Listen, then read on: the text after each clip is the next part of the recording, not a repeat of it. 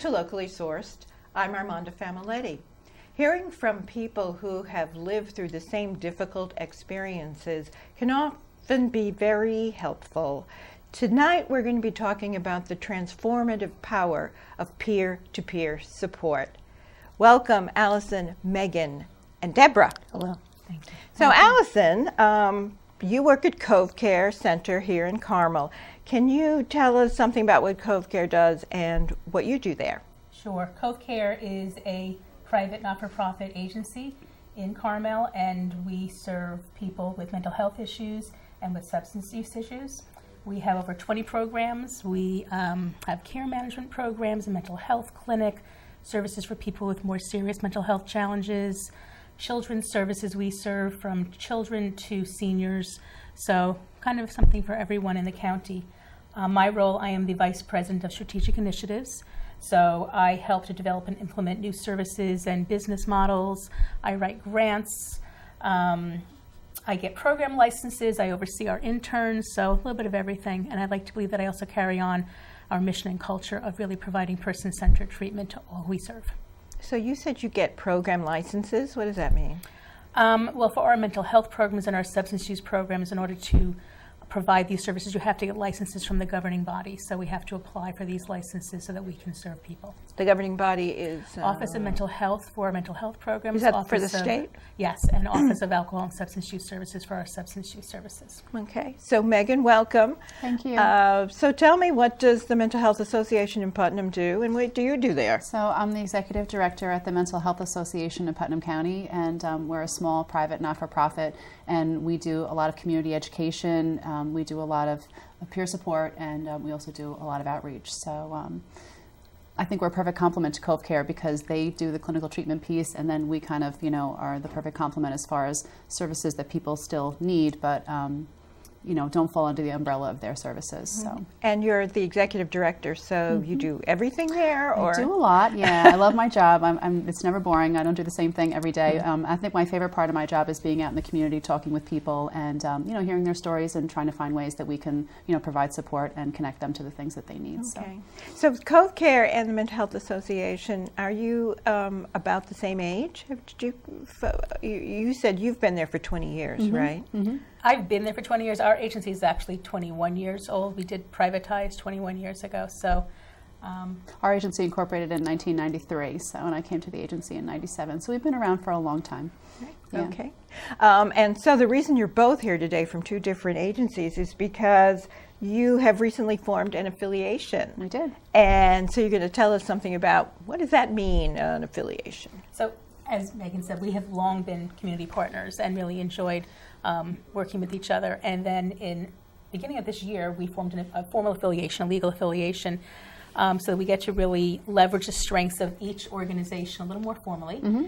And the beauty of the affiliation is that MHA gets to keep their 501c3 status as a not-for-profit, keep their name, keep their location, but really to share in some of the services that we have, maybe some of the back office things, eventually some billing opportunities. So it's kind of a nice complement to each other. Yes, agreed. So I think it's just formalizing a really close partnership that we've had for a long time. So for us, it means that it's going to help us with administrative infrastructure. We're a very small organization, so there's a lot of support that CoveCare can provide to us in that regard. But we're also hoping that we'll be able to, provide some, infuse some more peer support services into their agency as well. So I think it's a great fit for both of us. Right. So I think we have a slide actually that sort of is both of your logos together. We can see that. And so tell me a little bit. Are you going to share buildings eventually, or are you going to stay at separate locations? We're going to be, I believe, in separate locations, but there's always the opportunity for us. A lot of what MHA does is we want to try to have a lot of our services in different community-based locations, not just clinic settings. But I always say people don't live in a mental health clinic; they live in the community. So we want to make sure that we have services in local libraries and other places in the community where people might tend to frequent. So really, local libraries and other sort of community gathering centers, places. yes, exactly. So how would something like that work? Because I'm a frequenter of the libraries around here, so. So we're talking now about doing a group, like a book club, where we would meet at a local library and invite our customers to come and have them, maybe meet somebody that they know there for the first time so that they are comfortable in that setting. It doesn't feel so scary to go someplace if someone you know is going to meet you there. So, so that's just an example. So I see. Do you share clients? I mean, we do? How does that work? It's great. Well, I'm sure it works well, but what are sort of the mechanics of how that works? People will come for different services. They might come to us for treatment, for substance use or mental health services, for care management, and they might go to Megan's program for peer services. They have an open door program, where they can get vocational services and things. So let's say somebody's going to come to CoveCare. They're going to see a doctor maybe for their medication. Maybe they're going to see their therapist once or twice a week. They might go to pros. Maybe they're going to the building more often. But we help people do a lot of the things that Alison just spoke about. In our recovery center, when people are in clinical treatment, they're working on their recovery from whatever maybe it's a mental health issue or a substance use issue.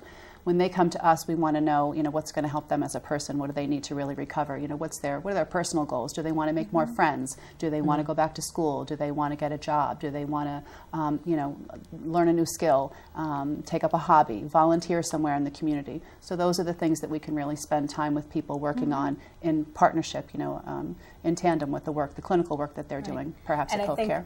And Megan's program is all peers who are providing that service. So we do some of that in our different programs as well, but it's not necessarily always a peer that's providing that. So it's purely a peer-run service that's doing that. Right. So that's what makes us unique. And Megan, you mentioned the PROS program, and we did a whole program on the PROS program. It's kind of hard for me to say. So just remind viewers who maybe didn't see that episode of Locally Sourced about PROS, what PROS is and what it means. I'm going to let you guys speak to that. It's actually a program dear to my heart because I wrote the application for it, but it is for people with more serious mental health concerns who a once-a-week clinic visit might not suffice. So they can come, and it's like going to college based on what their needs are, based on the barriers to them reaching those needs or goals that they have. They would pick the groups and the programming that would support them to get past those barriers. So they have classes. So they have classes or groups, and might be on anxiety and knowing symptoms about depression and whatnot. So they might come anywhere from a couple of groups a week to 5 days a week, several groups a day, depending on their need. And what does PROS stand for? Personalized Recovery-Oriented Services, and the name of our program is actually Prosper. But Debra actually works there, if you want to add anything. So I facilitate self-will management groups, such as living with anxiety. Can you speak up a little? Sure. I facilitate self-will management groups, such as living with anxiety, coping skills, women's recovery, and what we do is we facilitate engagement for the clients, and we promote self-advocacy and encourage the clients to live self-directed lives. Did you say women's recovery? Yes. What is that? It's recovering from being a woman? I know it's tough. It's a combination of the challenges that women face, whether they have mental health illness, mental health challenges, or, addiction challenges. And it's specifically for women? Yes. So only women are in that class? We also have a men's group as well. Okay. Is that helpful to have same gender classes? Yes, it is. There are certain things that women wouldn't ordinarily, talk address when, there are men around, and vice versa. Yes, right. And that's trauma-related issuings, and right. sometimes when it's a trauma that's occurred. Yeah, but it's the same principles, it's the same coping skills, it's the same, things that they address. And which helps them in their recovery, and they help each other. Absolutely. And you can, if you're a client and in PROS, you can go to as many of these group sessions as you want to or feel would be necessary. Yes, that's great. Yes. So actually, now we're going to talk. We've mentioned peer-to-peer a few times, and we haven't actually discussed what is it. So, so what is it? I'm going to start. So, So I think historically in our field, we think of a peer as someone who has lived mental health experience, but I really believe that a peer is somebody who just has lived experience. You know, anybody can be a peer depending on, you know, what your experiences are, things that you've lived through, and that, you know, you might be able to share those experiences with other people. So I don't know, do you have Well, you know, I was going to say, actually, I recently was suffering through a bout of very bad kidney stones, and I was talking to people about that, and I don't know if they fully understood what I was going through, and then someone said to me, I know what you feel like I had kidney stones, and that immediate connection that I felt to that person because they understood me, and that's what that's about. So in the mental health world, having someone who has that immediate connection because they can say, I've experienced similar symptoms is very important. Absolutely. So I think my first experience with peer support was when I first came to the agency. I think that our organization is very unique because we've been providing peer support services since the early days, and it's really exciting for me to see agencies, and I'll hear sometimes on the radio, hospitals now are, you know, promoting peer support. So people have finally gotten with the program, right, that they know how valuable it is. But when I first came to the agency, it was in the late 90s, we had an opportunity to do a peer support group at Putnam Hospital Center, which was, you know, a really exciting opportunity on their inpatient mental health services unit. So we had no staff, so I was there with, you know, a peer, and we just went in to say, okay, we're just going to go in and talk to people, you know, see what they need, and tell them about our organization, and really try to promote a message of hope and, you know, recovery. So we had really great intentions, and we went on to the unit to do the group, and somebody in the group was just having a bad day, and they were really upset, and just got, you know, This is one of the patients in the hospital? It was someone who was on the unit, patient at the hospital for mental health services for inpatient. And they got really upset, and they said, you know, you don't know anything about me. You know, they started shouting, and, you know, really were agitated and upset. And I'm thinking to myself, oh boy, this wasn't exactly, you know, it's going in the wrong direction. Exactly. You know, this wasn't the outcome that we were looking for. But in the moment that I was having that thought, the gentleman that was with me spoke to this individual and said, you know, I know what you're going through. You know, I was homeless. I was living in my car. You know, I realize that you're in a bad place right now, but, you know, you're going to get through this. And I just watched this person in the hospital just completely calm, and I just watched the connection be built immediately, and it was magical. It was amazing. So to me, you know, that's really what peer support is all about, is, just as Alison said, making those special connections with people who have those shared experiences. So you really thought in that moment absolutely that the person immediately calmed down just because they had that connection with the person who they feel had the same they feel safe with. They felt safe with. And so that was my first, you know, experience with it, but over 20 years, I've seen it happen time and time again, and every time I see it, you know, it's just as beautiful as the first time. And before you got there, using peer-to-peer support was already happening at the Mental Health Association. Yes. Okay. Yes. Yeah. So was the Mental Health Association sort of in the forefront of using peer-to-peer supports? Because, as you said, now it's becoming, you know, more and more accepted as a very effective way of working model with of care. people. Yeah. Absolutely. So I'd like to think that we Say were. You were. Let's say that we were. I don't think I appreciated it at the time, you know, and it was later that I realized really how forward-thinking the board was, you know, the people that founded the organization and the staff that really started with us and developed the first peer specialist training, and, you know, really launched all of those things, because our organization was really founded on providing support for individuals with lived mental health experiences, and family members as well. So, so we do peer support services for family members also. Okay, so if you're in a family where someone has mental illness, then that affects you, of course, as well. Most definitely. And then you can go and talk to other people who are living through the same experience, and you have that connection. Absolutely. Now, is it just peers talking to peers, or is there some sort of facilitator or, you know, trained social worker or something who's involved with it as well? So that's the difference between us and CoveCare. So we're co-located actually right now with a state-operated outpatient clinic. And when I came to the agency, it took me about 2 years to figure out the difference between our consumer drop-in center and their social center. So it's exactly what you just said. All of our programming is peer-to-peer. It's, you know, people with lived experiences that are providing services to other people with lived experiences. Their degree or their background is their life, you know, their experience. So versus in a clinical setting where peers are participating, but it's really being led by someone with a clinical background. So, and I think the beauty of what's happening now is that people realize that, you know, it doesn't have to be one or the other. You know, we can work together, and that we can respect the value that each of those disciplines provides. Would you agree? Yes, I mean, we've had peer services in the agency since its inception in 1998, 97. And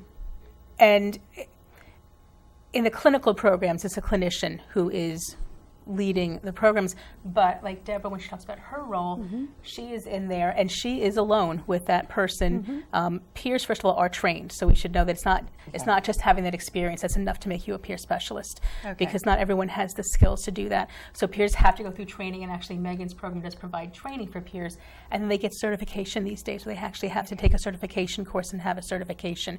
So they are independently and individually with our clients. It's not that they have to have a staff person in the room with them. They are the staff person doing that. And to Alison's point, when we first started, we had our own peer specialist training, but now it's so nice that the state has the Academy of Peer Services, and that's a place that's really like a standard for, peers around the state to be able to take that training and to, have those experiences and have those credentials. Yeah. And I just want to add, it is because of clinical services of facilities such as MHA and CoveCare that I was able, to learn, educate myself about symptoms and, using coping skills. And so that, enhanced, my qualifications besides my experience. I couldn't do it alone. Did you go to the academy? At the Academy of Peer Services. Yeah. I didn't go to the academy. There were courses that I took online. And you get certificates for each course. And it had helped me significantly in my own recovery. It was educating, as I said, what we do with our clients, I went through, and it made me stronger and wiser, and which really helped in my own process of recovery. And I just want to add to that, the concept of recovery and educating, and creating person-centered services. It continues on.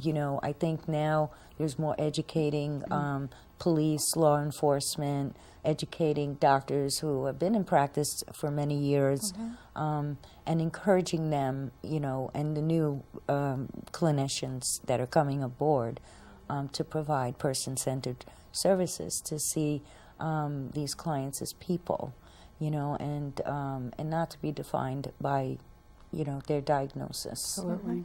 I think it's important to think about the history. This would not have been possible if we first didn't start to realize and believe that people with mental health issues can recover.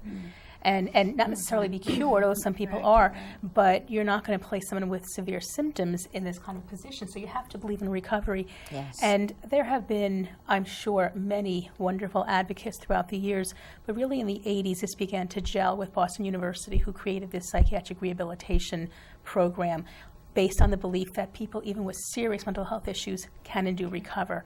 And now once you believe that, then you start to be able to see people actually in a role of providing these services. And then in the 90s is when it started to take ground, because we got reinvestment funds, which is when the state hospitals began to close. They took those saved funds and put them back in the community. And it was the peers who started to rally and say, we want to have a say in how these services are used, what helps us. And out of that really began these wonderful peer services, these peer-run services. We have programs like People Inc., which is a peer-run agency that has a crisis respite right here in Putnam County, one of the first in the country. Now, are they affiliated with you as well? Not affiliated formally, but we work very closely together community with partner. them. Yes, very closely. So instead of going to a hospital, someone can decide for themselves they want to go and stay in this respite, and it's free of charge to them. It is manned 24/7 by peers. The county has saved thousands upon thousands of dollars by not sending people to the hospitals. People get better. They're better because it's better. They get better more quickly. Better. Yes, because it's not in this institutional setting, and it's with people who understand what they've been. So we have all these new programs. The Office of Mental Health has really started accepting this in the early 2000s and saying all treatment has to be person-centered and with peer involvement. So it's gaining momentum. But I wish it was a little quicker than it is. Yeah, so again, tell me the name of that new group that... It's not so new anymore, but People Inc. is the name of the agency. Inc. Okay, because I haven't heard of it. Rose House is the name of the crisis respite in Garrison. Mm-hmm. Yes. Oh, Garrison, that's nice. Yeah. Program. Yes. Yeah. Terrific. Okay, so I just want to just interrupt you folks just to say, now we've already had about 15 minutes of the show. People might be interested in getting in touch. So what's the best way to reach out to your two organizations?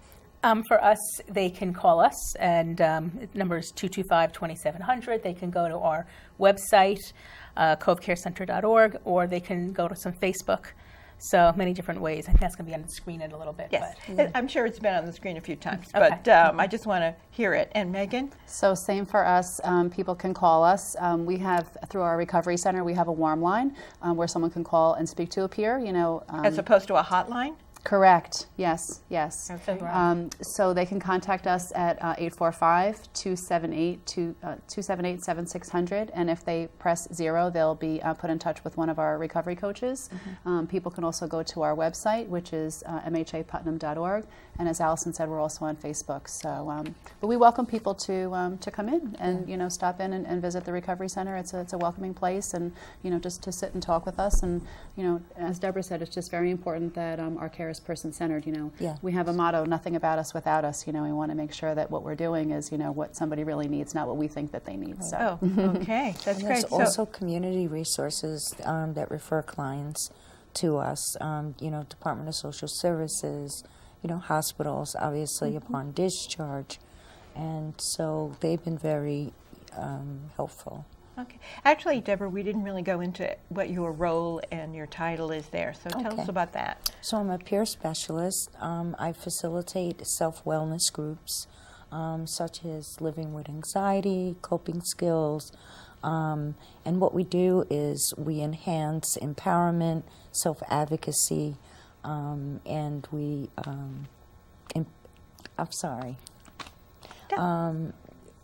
we encourage clients, to live self-directed, lives, as I said. How long have you been doing that? I've been doing it for about 4 years now at CoveCare, and then I worked with... She worked for us, Megan so we as miss well. her. Yeah, she's fabulous. CoveCare is very lucky to have her. But now that you're affiliated, can you Yes. work? Yeah. Well, we're working on that. Hey. So one of our past shows on CoveCare, we also talked with Michael. And Yes. how is Michael's job the same or different from Debra's? So Michael works for us, so for now, yeah. We're working on that. We're very fortunate to have him. So he's wonderful. He's a recovery coach. So he, I think, is really exceptional in that he not only has lived mental health experiences, but he also is very open about his substance use history. So, and he has taken a dual recovery coach training. He did the Academy of Peer Services on the mental health side, but then he also took a recovery coach training on the substance use side. So he's at the ready to be there to help people that have those, co-occurring disorders. And, he's really an incredible, like Debra, model for recovery and for hope and for wellness to say, you can do this. Yeah. And I think there's an important distinction to be made. Most of us as clinicians, I'm a social worker, we were trained not to share your personal information. Now, this is going back over 30 years that I was trained. It's changing, but it was that very Freudian blank slate. You don't share anything about yourself. And a peer specialist is hired with an explicit intention of sharing the information only when it's appropriate and beneficial to the client, but nevertheless, but also having healthy boundaries. Having healthy boundaries. And I think that clinicians are starting to realize there is some benefit, of course, to also sharing information and being human, but it's still that very different role. Yes. So That's terrific. Yeah. So I just want to say that I was at the Mental Health Association breakfast a few weeks ago, which was a really terrific event. Thank you. And thank you very much. We were happy to recognize you and your show you and the great work that you're doing. Locally sourced, and we Yes. all appreciated that very much. And there's something actually coming up for CoveCare in terms of also a recognition and an event. And tell us a little bit about that. we have our annual fundraiser, which is a wonderful gala, and this year's going to be on October 12th at the Salem Golf Club. And we have a live band, which is unheard of these days, which is wonderful, and wonderful food and a great silent auction. and it's on the screen, you can see. And this year we are honoring our CEO, Diane Russo, who has been there 20 years and will be retiring at the end of this year. And so the theme is a life dedicated to service. So if you'd like to come out and have a wonderful time and support us or support Diane Russo, please come on October 12th and we'll get information out to people. I'm sure it's going to be quite the party because Diane's been there for so long. She was fabulous. on one of our shows. She's done so much, and it's going to be terrific. So everyone watching and anyone associated with CoveCare or the Mental Health Association, I hope is going to be there. So We have 2 events coming up. Can I just mention those yes, quickly? please.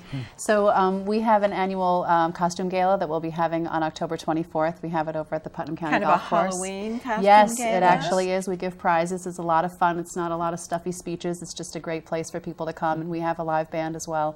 Get dressed up in costume and have a great evening. And just speaking also about peer support, we have a fantastic program for veterans, Vet to Vet, and they do Veterans Chow Down is also going to be held at the Putnam County Golf Course on Sunday, November 4th. So we're really excited. That's an event that usually brings out about 500 people, and it's amazing. So I just want to put that out there that that's coming up. We're doing it again this year, and we're looking forward to it. Yeah, I just want to say that one of our Comcast volunteers, Gil Molly, was associated with Vet to Vet along with so many other causes in the area, and he was such a generous and wonderful guy. And I'm dedicating this show today to him and his passing. We're all going to miss him very, very much. So anyways, thanks so much for coming. Thank you for having us. Thank you. And I just, if there's one more thing you want to make sure that you say before we leave, what is it? I would like to share it's SAMHSA's definition of recovery, which is pretty much summarizes what we do.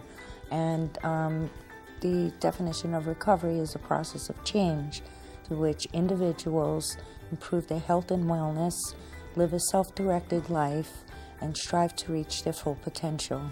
And it is possible. Thank you. Thank you.